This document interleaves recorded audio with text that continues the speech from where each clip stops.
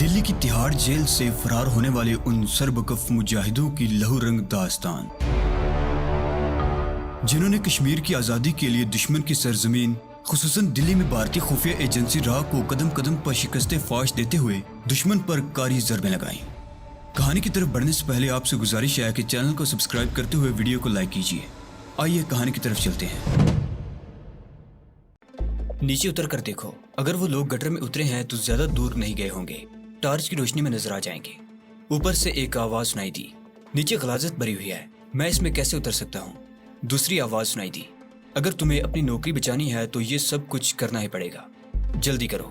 پہلی آواز ابری، اس مرتبہ لہجے میں تحکم کا عنصر تھا۔ ٹھیک ہے مائی باپ۔ دوسری آواز میں بے بسی تھی۔ طارق نے سلیم کا بازو پکڑ کر دبا دیا۔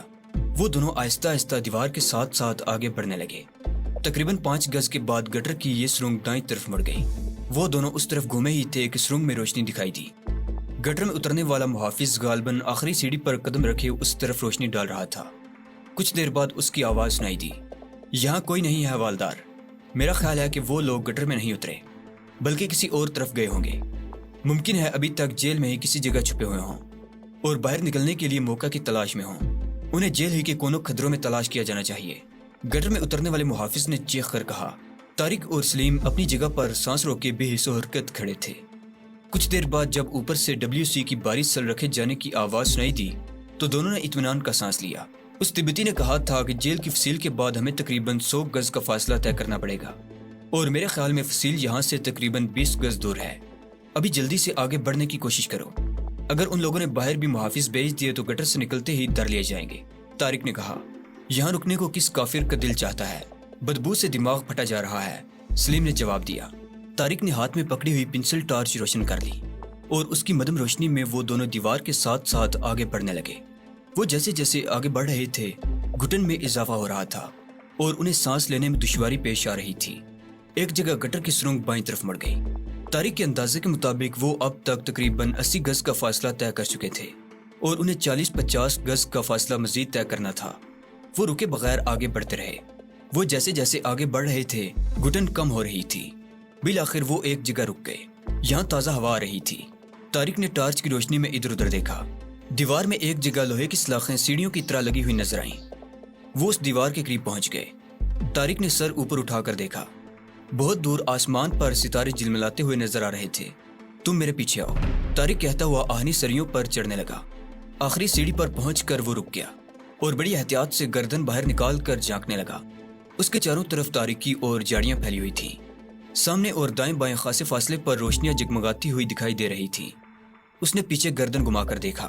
جیل کی اونچی دیوار پر جگہ جگہ بنے ہوئے واچ ٹاورز میں بھی روشنی نظر آ رہی تھی۔ پشکر، طارق نے تاریکی میں ادھر ادھر دیکھتے ہوئے سرگوشی کی۔ سناٹے میں کوئی آواز سنائی نہیں تھی۔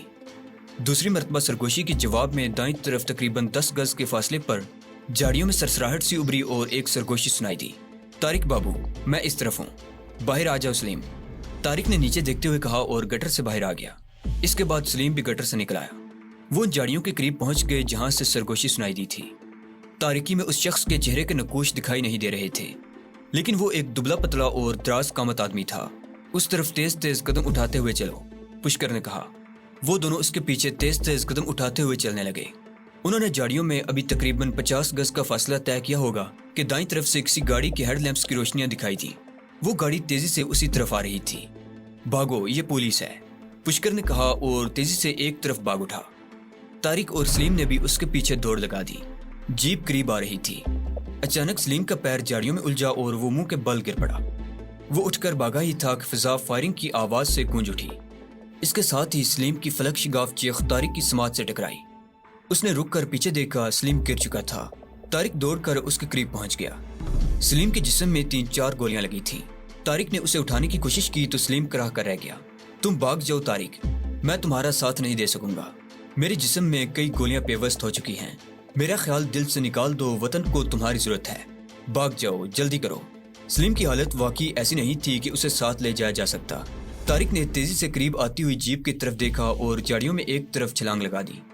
اس کے ساتھ ہی فضا ایک بار پھر فائرنگ کی آواز سے گونج اٹھی۔ لاتعداد گولیاں طارق کے دائیں بائیں اور سر کے اوپر سے گزر گئیں، لیکن وہ ایک عمارت کے تاریک حوالے کی طرف دوڑتا رہا۔ پشکر کو بھی اس نے اسی عمارت کی طرف جاتے ہوئے دیکھا تھا۔ وہ ایک کچا مکان تھا جو کھنڈر میں تبدیل ہو چکا تھا۔ طارق جیسے ہی ایک شکستہ دیوار پھاند کر اندر داخل ہوا کسی سے ٹکرا گیا۔ اس کے منہ سے ہلکی سی چیخ نکل گئی۔ وہ پشکر تھا۔ کون ہو تم؟ پشکر ہکلایا۔ میں طارق ہوں، پولیس کی جیپ اسی طرف آ رہی ہے، یہاں سے نکل کر کسی محفوظ جگہ پر پہنچنے کی کوشش کرو۔ طارق بولا، مجھے پہلے ہی اس قسم کی صورتحال کا اندازہ تھا۔ تمہارا دوسرا ساتھی کہاں ہے؟ وہ پولیس کی گولیوں کا نشانہ بن گیا ہے۔ اگر تم بھی اپنا جسم چھلنی نہیں کروانا چاہتے تو جلدی نکل چلو یہاں سے۔ طارق نے کہا، میرے ساتھ آؤ۔ پشکر کہتے ہوئے ایک طرف شکستہ دیوار کی طرف بڑھنے لگا۔ اسی لمحے فضا ایک بار پھر فائر کی آواز سے گونج اٹھی۔ فائرنگ تقریباً 300 گز دور ہوئی تھی۔ وہ دونوں کھنڈر نما مکان سے نکل کر مخالف سمت میں دوڑنے لگے۔ تقریباً 200 گز آگے ایک چھوٹی سی بستی تھی۔ بستی پر سناٹا طاری تھا۔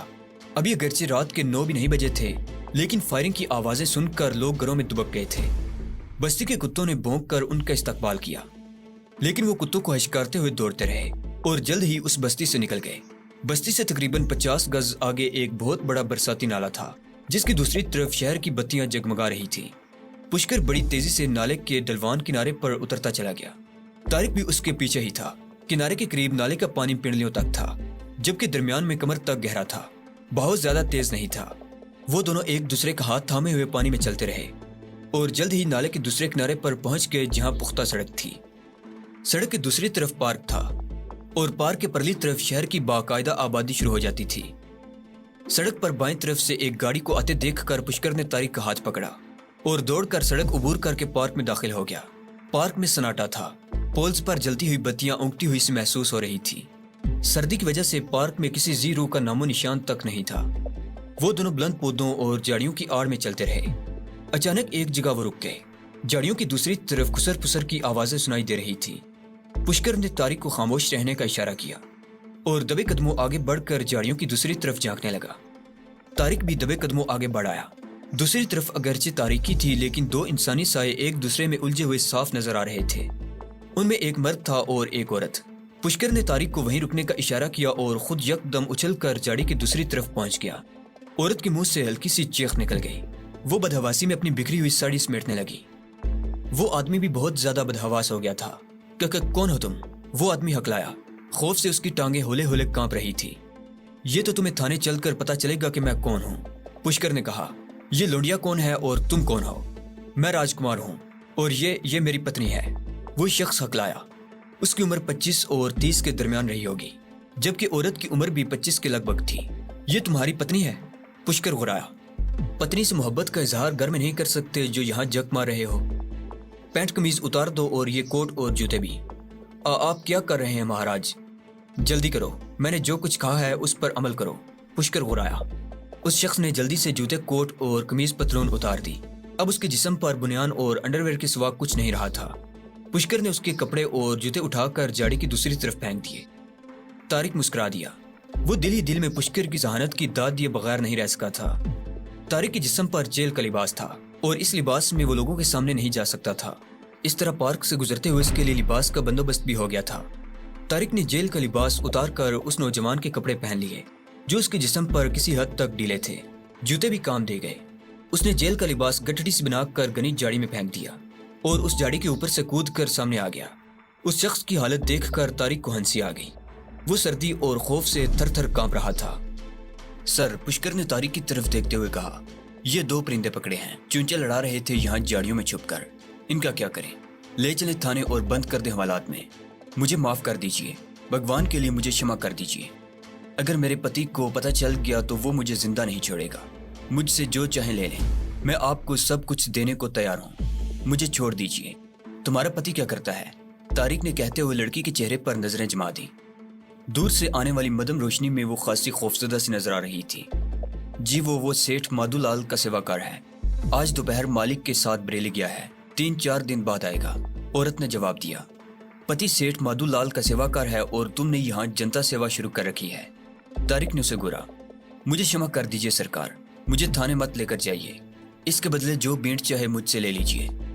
تم اس وقت جو بینٹ دینا چاہتی ہو اس سے ہمیں کوئی دلچسپی نہیں ہے۔ کہاں رہتی ہو اور گھر میں تمہارے علاوہ اور کون ہے؟ طارق نے پوچھا۔ شاہ جہان آباد میں میرا فلیٹ ہے، جہاں میرے سوا گھر میں اور کوئی نہیں ہے، لڑکی نے جواب دیا۔ گھر میں کوئی نہیں تو اس کو اپنے گھر کیوں نہیں لے کر گئی؟ पुष्कर ने उसे घूरा। ये मुझे बाजार में मिल गया था सरकार, बहला पिसला कर मुझे यहाँ ले आया, लड़की ने जवाब दिया और उस नौजवान को बुरा भला कहने लगी। इसके साथ ही उसने बूम बूम रोना शुरू कर दिया। क्या नाम है तुम्हारा पापी? पुष्कर ने अब उस आदमी से पूछा। शंकर, मेरा नाम शंकर है सरकार, वो शख्स खौफजदा से लहजे में बोला। अगर इस वक्त हमें एक और जरूरी काम ना होता तो तुम्हें थाने ले जाकर उल्टा टांग देते। अब तुम्हारी सजा यही है कि कपड़ों का ख्याल दिल में लाए बगैर दौड़ लगा दो। अगर पीछे मुड़ने की कोशिश की तो फिर हम तुम्हें नहीं छोड़ेंगे। तैयार हो जाओ, 1 2 3। पुष्कर के 3 कहते ही शंकर नामी वो शख्स बंदूक से निकली हुई गोली की तरफ भाग उठा और चंद सेकंड बाद ही तारीकी में गायब हो गया। तुम हमारे साथ चलो, क्या नाम है तुम्हारा? पुष्कर ने लड़की की तरफ रुख बदला। माधुरी नाम है जी, लेकिन आप मुझे कहाँ ले जाएंगे? छोड़ दीजिए ना मुझे सरकार, थाने मत ले जाइए, माधुरी ने रोते हुए कहा। आप जो कहेंगे, हम तुम्हारे घर चल रहे हैं। पुष्कर ने उसकी बात काट दी। मेरे घर? माधुरी का रोना एकदम बंद हो गया। हाँ, तुम्हारे घर। अगर किसी ने हमें तुम्हारे साथ देख लिया तो तुम यही कहोगी कि हम तुम्हारे पति के दोस्त हैं। हम तुम्हें ज्यादा परेशान नहीं करेंगे, खा पी कर रुखसत हो जाएंगे। अब अपना लिबास दुरुस्त कर लो। रास्ते में किसी को यह शुबा नहीं होना चाहिए कि हम भी तुम्हें बहला पिसला कर ले जा रहे हैं, पुष्कर ने कहा। माधुरी ने अपनी साड़ी दुरुस्त की और उनके साथ चल पड़ी। उसका खौफ अब किसी हद तक कम हो गया था। पार्क से निकलकर वो सड़क पर पहुंच गए। सड़क पर गाड़ियों की आमदोरफ्त जारी थी। इक्का दुक्का पैदल राहगीर भी दिखाई दे रहे थे। अगले चौक पर उन्हें एक खाली टैक्सी मिल गई। वो तीनों पिछली सीट पर बैठ गए। पुष्कर ने माधुरी को अपने और तारिक के दरमियान बिठाया था। पुष्कर ही ने ड्राइवर को शाहजहान आबाद चलने को कहा था। तारिक को शुबा था कि इस वक्त तक शहर में भी उसकी तलाश शुरू हो चुकी होगी। वो जानता था कि अगर पकड़ा गया तो इस मर्तबा जिंदा नहीं बचेगा। शाहजहान आबाद मुतवस्सित तबके पर मुश्तमिल गुंजान आबादी वाला रिहायशी और कारोबारी इलाका था। लाल किला भी उसी इलाके में वाक़ था और चांदनी चौक को तो उस इलाके में मरकजी हैसियत हासिल थी। लाल कंवारी सीताराम बाजार से चांदनी चौक की तरफ मुड़ते ही माधुरी ने पुष्कर का हाथ दबा दिया और पुष्कर ने ड्राइवर को टैक्सी रोक देने को कहा। टैक्सी रुकते ही वो नीचे उतर आए। पुष्कर अपनी जेब में टटोलने लगा। तारिक का हाथ भी बेअख्तियार कोट की अंदरूनी जेब में चला गया। उसने टटोल कर देखा तो जेब में बटवा मौजूद था। उसने बटवा निकाल लिया। उसमें मुख्तलिफ मालियत के 500-600 रुपए के करेंसी नोट मौजूद थे। उसने 10-10 के 2 नोट निकाल कर ड्राइवर के हाथ में थमा दिए और पुष्कर और माधुरी को इशारा किया। वो दोनों आगे बढ़ गए।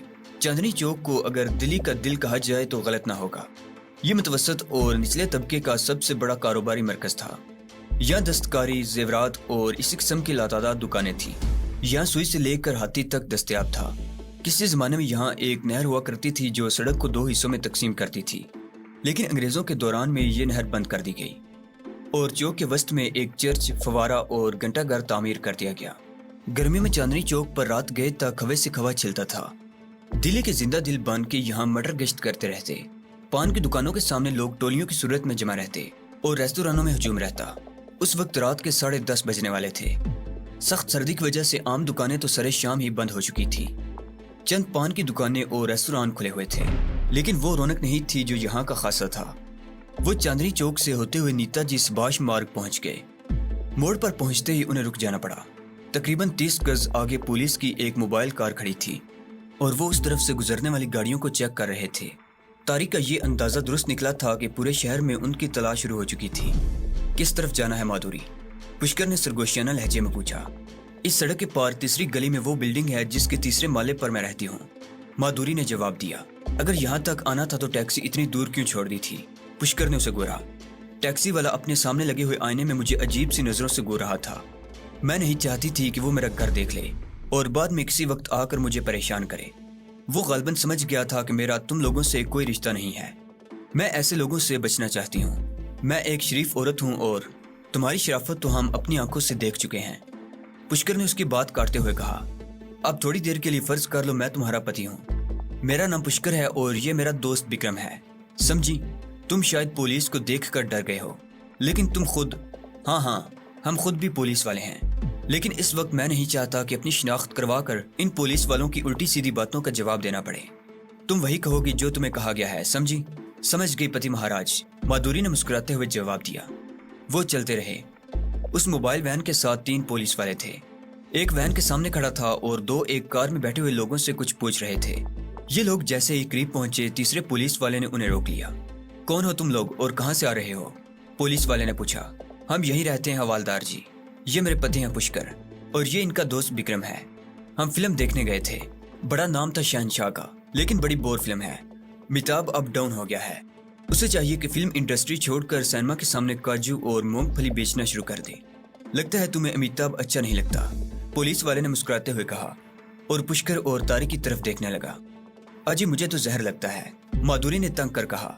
मैं तो इनके कहने पर चली गई थी। ये सब क्या हो रहा है हवालदार जी? किसी डाकू या कातिल की तलाश है? पुष्कर बोला। तिहाड़ जेल से 2 खतरनाक कैदी फरार हो गए हैं। एक तो पुलिस की गोलियों से मारा गया है और दूसरा पुलिस को धोखा देकर भागने में कामयाब हो गया। पूरे शहर में उसी को तलाश किया जा रहा है, पुलिस वाले ने जवाब दिया। आपके पास तस्वीर तो होगी उस कैदी की जिससे उसकी शिनाख्त हो सके? पुष्कर ने कहा।